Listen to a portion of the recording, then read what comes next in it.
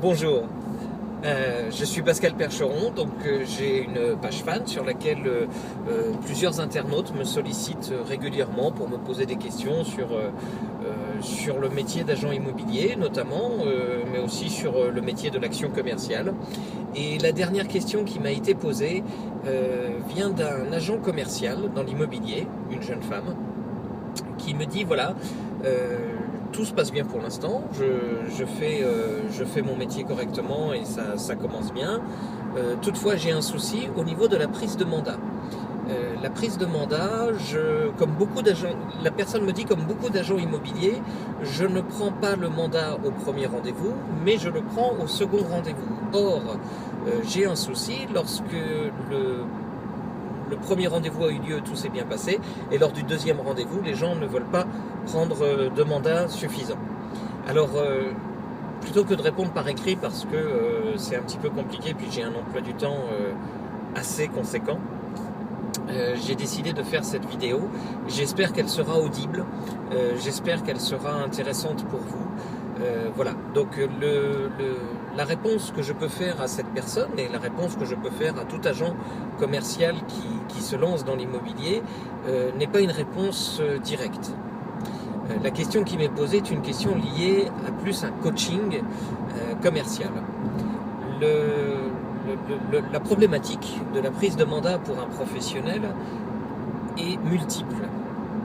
Il faut savoir que vous avez deux types de mandats. Alors, il faut savoir déjà qu'il y a deux types de réseaux. Vous avez le réseau traditionnel, donc avec des agences immobilières traditionnelles. Si vous êtes chez Century 21, par exemple, il est compliqué de pouvoir dire je vais prendre mon mandat au premier rendez-vous. Et puis surtout, Century 21 va me demander de prendre des mandats exclusifs. Or, là, c'est une méthode de vente. Si je développe cette méthode de vente, elle est la suivante. J'arrive chez les gens pour un premier rendez-vous, je déclenche le contact sympathie, je fais en sorte de faire un tour de la maison, de prendre un relevé technique de la maison, et puis de prendre surtout des informations sur les clients, savoir les raisons pour lesquelles ils veulent vendre, etc. etc. Et puis, je leur explique que je vais revenir et que, entre-temps, je leur demande de ne rien signer, tout simplement parce que je vais leur faire une proposition très intéressante et qui va leur permettre d'atteindre leur objectif. Il ne faut jamais oublier que vous, votre objectif, c'est de signer un mandat, mais en fait, c'est pas de signer un mandat. L'objectif, c'est de vendre la maison. Donc, vous avez un objectif commun avec le client vendeur, ou plutôt avec le mandant, qui est de vendre la maison. Chez Century 21, vous allez revenir en deuxième rendez-vous, qui va être déclenché dans les 24 à 48 heures. C'est peut-être ça aussi la problématique que vous avez si vous n'arrivez pas à déclencher de rendez-vous suffisamment rapidement, ou plutôt si vous n'arrivez pas à déclencher de mandat, c'est tout simplement parce que vous avez laissé un laps de temps trop important entre le premier et le deuxième rendez-vous, auquel cas il est fort probable que d'autres agents immobiliers soient passés et eux aient signé le mandat. Pour finir sur Century 21, Century 21, le deuxième rendez-vous va être l'utilisation d'un outil qu'ils appellent le MPM, le manuel de présentation des mandants, qui est un outil qui commence à dire d'abord qui je suis en tant que Century 21, qui est Century 21, quel est le marché de l'immobilier dans son ensemble, et ensuite de présenter l'étude de marché, c'est-à-dire je viens vous voir avec des références. Ces références sont des biens immobiliers que j'ai identifiés, qui ont été vendus pour de vrai chez le notaire, et ils ont été vendus tant net vendeur, parce que c'est ce qui intéresse le vendeur, c'est de savoir combien il va récupérer, pas combien ça va coûter à celui qui a acheté. Partant de là, si vous êtes agent mandataire, ce qui est la plupart des gens qui aujourd'hui vont regarder mes vidéos, l'agent mandataire, lui, n'a pas la même problématique. L'agent mandataire va très rarement prendre des mandats exclusifs. D'abord parce que l'agent mandataire va très rarement prendre des mandats exclusifs, tout simplement parce que souvent l'agent mandataire fait de la pige sur le Bon Coin, sur des annonces que les particuliers ont mises en avant, et donc ils sont en retard par rapport à la mise en vente du bien. Le secret pour être bien placé dans l'immobilier, ou en tout cas le secret pour avoir un mandat exclusif, c'est d'être en amont du projet, et c'est donc de prospecter. Si vous ne prospectez pas, vous ne risquez pas de faire quoi que ce soit d'intéressant, ou plutôt vous allez être suiveur et vous allez devoir lutter et développer une énergie supplémentaire pour pouvoir parvenir à la vente du bien immobilier.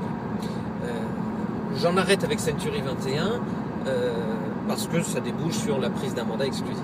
En ce qui concerne l'agent mandataire, puisque vous ne signez pas de mandat exclusif, il n'y a aucune raison, mais strictement aucune raison, que vous ne repartiez pas du rendez-vous R1, du premier rendez-vous de chez le client, avec un mandat simple signé. La plupart des agents mandataires possèdent aujourd'hui un système de messagerie automatique qui permet d'appeler, d'avoir un numéro de mandat, ou alors une agence qui vous fournit le numéro de mandat très rapidement, donc il n'y a pas de souci. Vous pouvez signer un mandat simple sur place. Quelle est la différence entre un mandat simple et un mandat exclusif, professionnellement parlant? Il y a 3 degrés de service, et c'est ça qui est important. Il y a 3 degrés de service dans le mandat. Le premier degré de service, il y a une statistique aussi qu'il faut connaître, pardon, je suis un grand bavard, mais il y a une statistique qu'il faut connaître, c'est que 50% des biens immobiliers sont vendus par l'intermédiaire de professionnels et 50% de biens immobiliers qui sont vendus par l'intermédiaire des particuliers. Donc le professionnel aujourd'hui n'arrivera pas à prouver qu'il fait la différence par rapport au marché. En tout cas, très difficilement. Il y a une deuxième statistique, malgré tout, qui peut aider le professionnel et qui dit: d'accord, 50% du marché se fait par les professionnels, 50% se fait de PAP. Néanmoins, sur ces 50% qui se fait de PAP, il y a un gâchis énorme, puisque seulement 50% des ventes se réalisent jusqu'au bout. Donc souvent, même si la personne insiste et passe de PAP, il y a une chance sur 2 pour que la personne qui s'engage à lui acheter son bien immobilier ne soit pas finançable. Le taux de transformation d'un professionnel de l'immobilier est plutôt de 80-90%. Ça, c'est la première chose. La deuxième chose, c'est que lorsque vous êtes chez le client, pour une prise de mandat simple, vous allez devoir lui expliquer les différents services que vous allez pouvoir lui apporter. Donc le service de base, c'est le service de l'agent immobilier. Qu'est-ce que je vais faire? Je vais communiquer pour vous.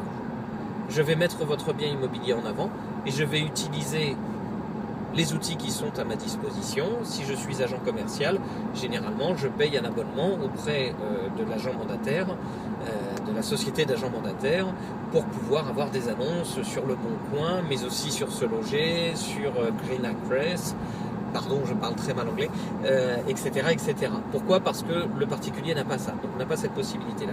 Deuxième chose, vous avez un atout phénoménal, c'est que lorsque vous avez un client qui visite la maison, vous avez la capacité d'avoir une dissociation entre le produit que vous vendez et le client. Ce que le particulier n'a pas, c'est-à-dire que le particulier est impliqué dans la vente. C'est sa maison. Donc il n'a pas cette distance qui va lui permettre d'être plus facilement capable de vendre sa maison. La troisième chose, c'est que, mais ça reste dans le service de base.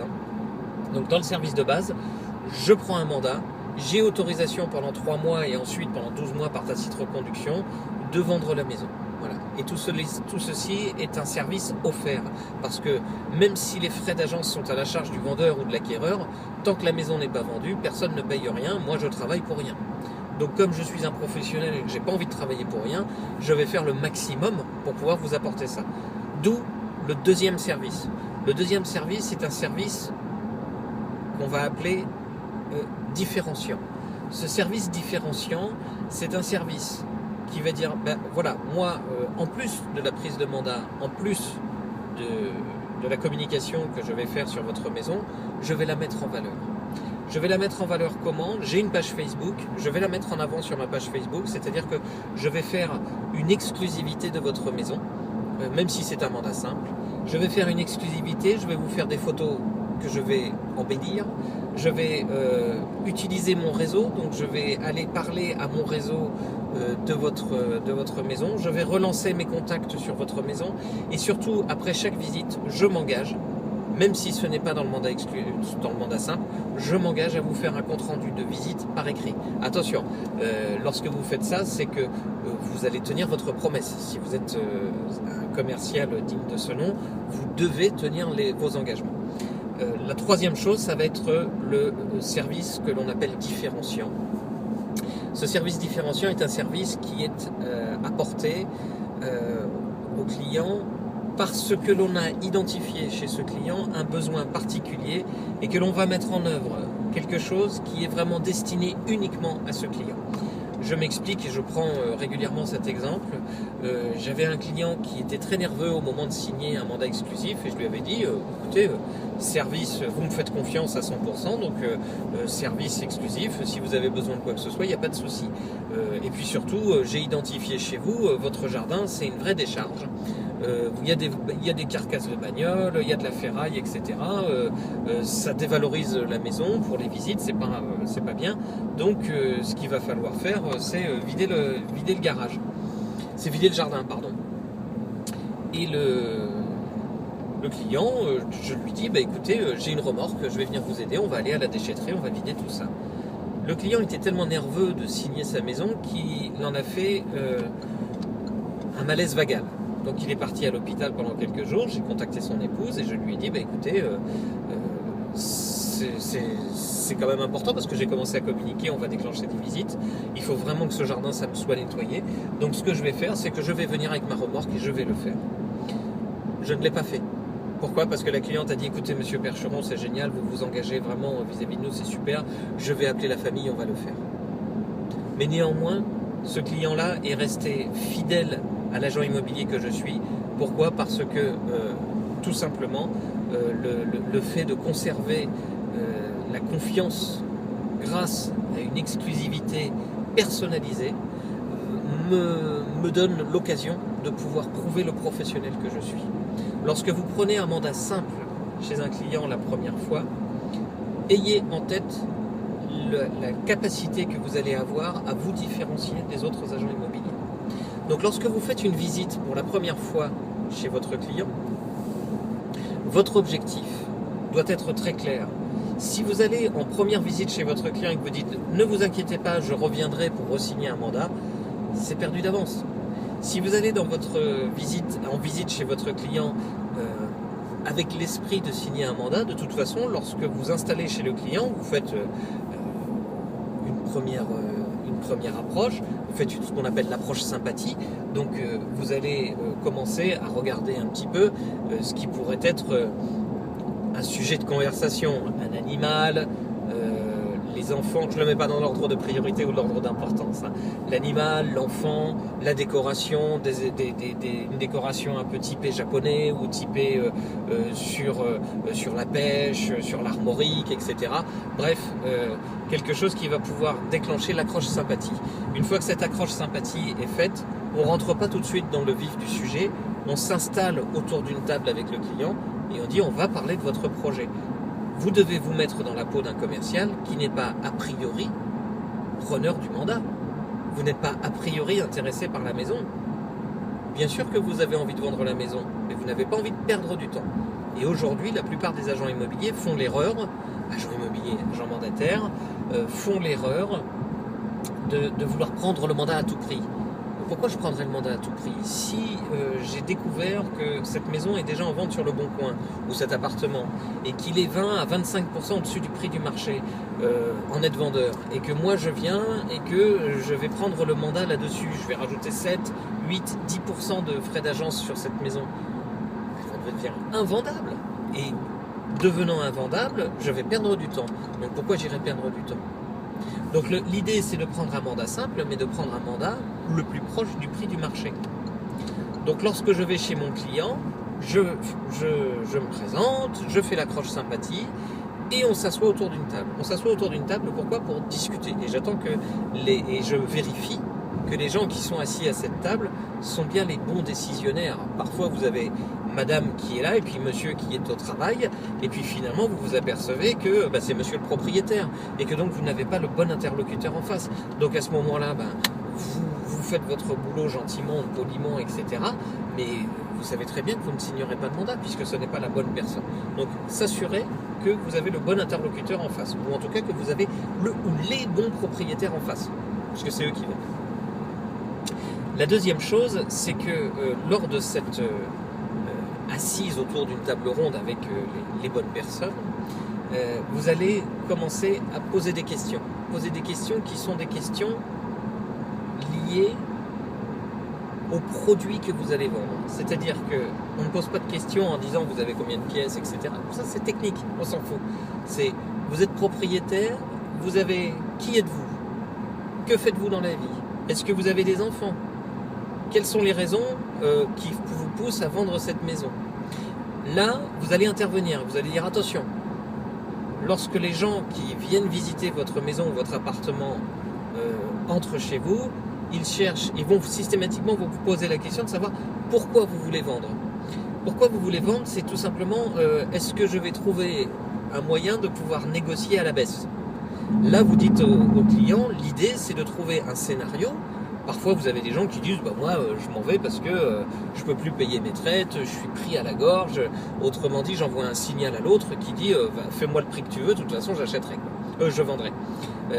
Là, il faut intervenir en conseil auprès de vos clients en disant, clients qui ne le sont pas encore puisqu'ils n'ont toujours pas signé le mandat, auprès de vos prospects, envoyez-leur un conseil de professionnel en leur disant non, on va mettre en place un scénario, vous quittez la maison tout simplement parce que vous êtes muté, parce que c'est devenu trop grand, les enfants ont grandi, inventez n'importe quoi.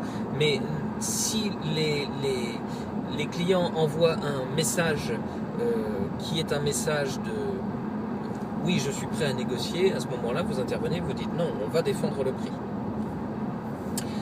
Ensuite, vous allez entrer sur des détails qui sont des détails non pas liés à l'appartement ou à la maison elle-même, mais des détails environnementaux. Qu'est-ce qu'il y a à proximité?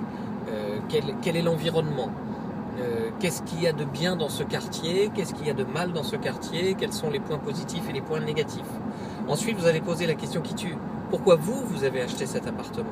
Qu'est-ce qui vous a fait en sorte, cette maison, qu'est-ce qui a fait que vous avez choisi ce bien immobilier? Pourquoi? Parce que si vous l'avez fait, je vais chercher des personnes qui ont eu les mêmes aspirations que vous. Et ça, c'est important. Enfin, vous allez pouvoir faire un tour d'horizon et leur dire, ok, depuis combien de temps êtes-vous en vente? Pour de vrai. Sur quels médias avez-vous communiqué? Et qui a la vente de votre bien immobilier? Autrement dit, vous êtes en train de savoir si vous allez pouvoir prendre une exclusivité du premier coup. Si vous avez déjà un mandat qui est dans la poche d'un ou deux agents immobiliers, ça ne sert à rien de pouvoir communiquer là-dessus. En revanche, ce que vous allez dire, c'est ah bon, vous êtes sur le bon coin en net vendeur. On va prendre le cas d'un appartement qui est à 300 000 euros. Vous êtes à 300 000 euros net vendeur sur le bon coin. Vous êtes passé par Century 21, je ne le cible pas particulièrement. Vous êtes passé par Century 21 qui a appliqué une commission de 7%. Vous êtes à 328 000 euros chez Century 21. 320 000 euros chez Century 21. Vous êtes visible à 318 000 euros chez, on va citer quelqu'un d'autre, on va citer chez La Forêt, et vous êtes à 305 000 euros chez un agent mandataire qui lui ne prend pas beaucoup de frais d'agence parce qu'il estime que... Voilà. Et vous allez dire, ah bon, et qu'est-ce qui va se passer? Qu'est-ce que vous pensez que le client, le prospect qui cherche votre appartement, est-ce que vous pensez que la déco, est-ce que vous pensez que la façade de l'immeuble, est-ce que vous pensez que le balcon, les photos que chaque agent immobilier a prises et que vous avez prises ne se ressemblent pas? Les gens ne sont pas stupides. Quand ils cherchent sur un endroit, ils cherchent sur une géolocalisation et ils vont trouver cet appartement-là. Et ils vont le trouver à 300 000 euros, à 328 000 euros, à 305, à 315. Autrement dit, le prix, c'est n'importe quoi. Bon, si c'est à plusieurs prix différents, ça veut dire que c'est négociable. Très important cette notion-là. Vous devez apporter un conseil à vos clients. Vous n'avez pas encore parlé de mandat, vous n'avez pas encore parlé de prise de mandat. Une fois que vous avez fait ça, une fois que vous avez identifié quel était l'environnement de mise en vente du produit, vous allez et le temps de mise en vente de ce produit, vous allez poser des questions, les questions qui sont les questions qui fâchent. Quand les personnes sont dans une vente d'un bien immobilier, ils sont lassés, surtout ces temps-ci, parce qu'il n'y a que 20% des biens qui sont vendus aujourd'hui. Donc il faut être dans les 20% de chanceux qui ont vendu leur maison quand on est dans un environnement à peu près normal. Vous allez poser la question qui tue. Très bien, vous êtes en vente depuis X temps. Combien avez-vous eu de visites? Par votre intermédiaire en tant que particulier? Par les professionnels? D'accord. Une fois que vous avez eu ces visites, est-ce que vous avez relancé ces gens? Quelles ont été les remarques qui ont été faites par les gens? En fonction de ces remarques, est-ce que vous avez corrigé des choses? Comment se sont comportés les agents immobiliers? Est-ce que vous êtes content du travail de l'agent immobilier? Est-ce qu'ils vous ont fait des comptes rendus? Quelles sont les photos qu'ils ont prises? Quelles sont les... etc., etc. Vous posez des tas de questions sur le travail qui a été fait et sur les services. Et vous revenez toujours à cette notion de service, c'est ça votre fil conducteur, votre fil rouge. Quels sont ces services que les professionnels que vous avez rencontrés vous ont apportés? Normalement, lorsque vous avez fait ça, vous avez inscrit un doute dans la tête du vendeur. Il existe deux solutions. Vous dites, écoutez, moi ce que je vous propose, c'est que l'on s'aligne sur le prix qui a été fait. Pourquoi? Parce que de toute façon, vous n'allez pas pouvoir changer les grandes choses dans les 3 mois qui suivent la signature d'un mandat de vente, qu'il soit simple ou exclusif. En revanche, vous allez pouvoir mettre un pied dans la maison et commencer à faire votre travail. Ce qui est important, c'est de montrer que les services dont vous allez parler, vous êtes capable de les mettre en œuvre et que vous allez les mettre en œuvre. Vous dites ce que vous faites ce que vous dites. Ça, c'est le plus important. Le commercial qui est respecté, c'est le commercial qui tient sa parole. Aujourd'hui, en France, un commercial n'est pas respecté parce que la plupart des commerciaux sont des beaux parleurs, mais ne font pas grand-chose en termes d'action corrective ou d'action de mise en œuvre de leurs promesses commerciales. Donc, vous avez deux solutions, vous. Et lorsque vous vous êtes installé, je ne sais pas si je l'ai dit dans la vidéo, mais parce que je parle beaucoup, mais lorsque vous vous êtes installé à la table des clients, vous avez sorti votre bloc-notes, vous avez sorti votre appareil photo, vous avez sorti votre lasermètre et vous avez surtout sorti votre carnet de prise de mandat. Vous avez tout mis sous les yeux des clients. Et ça aussi c'est super important, c'est que vous avez envoyé le message, on est là pour bosser, on va travailler et je prends je montre le bon de commande que je pose sur la table. Lorsque vous avez pris des notes sur l'ensemble de ces points, et vous avez identifié forcément des points faibles, eh bien, ce que je vous invite à faire, c'est de dire, bon, si je résume bien la situation, vous êtes en vente depuis X temps, vous êtes dans déjà 3, 4, 5 agences, peut-être 2, peut-être une, on s'en fout. Moi, votre maison, elle m'intéresse. Je vous le dis très sincèrement, et vous vous êtes renseigné avant, le prix au mètre carré, il est de temps. Net vendeur, hein, bien sûr, on parle pas du... Il va falloir expliquer au client que ce qu'il a vu sur internet c'était des prix frais d'agence inclus ou des prix net vendeur, mais ce sont des prix qu'on appelle fantasmés, c'est-à-dire que ce ne sont pas des prix qui se sont réalisés chez le notaire. Donc si ce sont des prix qu'ils ont vus sur des sites professionnels, c'est du prix net vendeur plus les frais d'agence. Si ce sont des sites de particuliers, ce sont des sites sur lesquels les particuliers mettent en général 15%, 10-15% pour pouvoir se préparer une négociation, pour s'attendre à négocier un petit peu. Une des techniques consiste à leur dire pourquoi vous voulez négocier, pourquoi mettre 320 si vous êtes prêt à vendre 300. Mettez 300 et soyez ferme sur le prix. Vous aurez plus de visites, puisque les gens se diront c'est une bonne affaire.